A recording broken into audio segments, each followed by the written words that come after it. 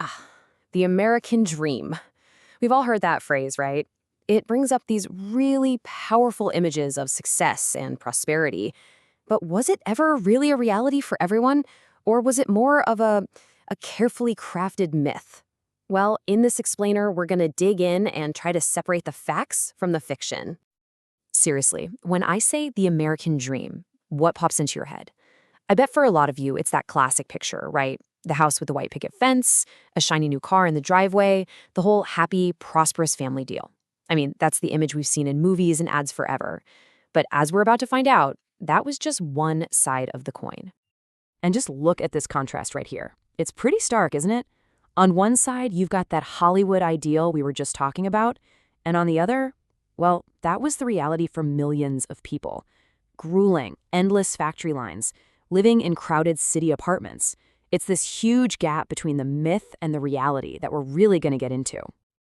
All right, so let's dive into the first big myth, the whole idea that if you just put in the hours, if you worked hard enough, you are guaranteed to succeed. It's a really powerful thought, super inspiring, but was it ever actually that simple? Get this, 10 to 12 hours. And that wasn't like a crazy overtime shift. Nope. Around 1900, that was the average workday.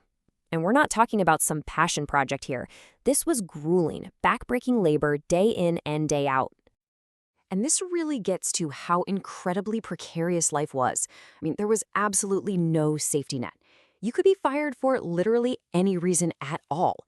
The workplaces themselves, so often, they were just plain dangerous. And what if you got hurt on the job? Too bad. You were completely on your own, which for most people meant instant poverty for you and your whole family.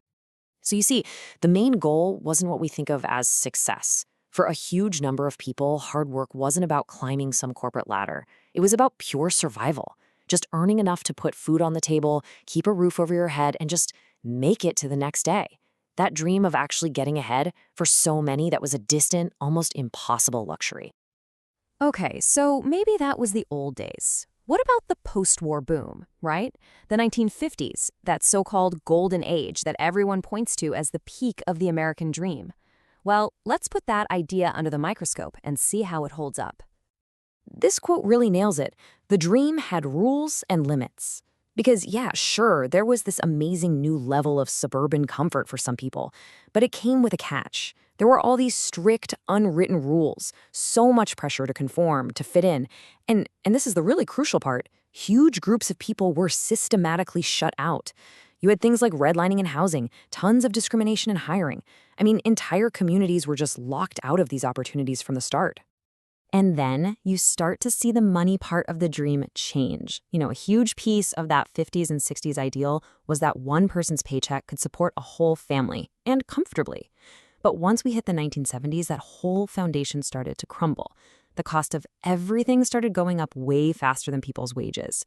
Suddenly, having two incomes wasn't a choice for extra spending money. It became an absolute necessity just to get by. Which brings us to a really important question. We always say the American dream, as if it's this one single thing.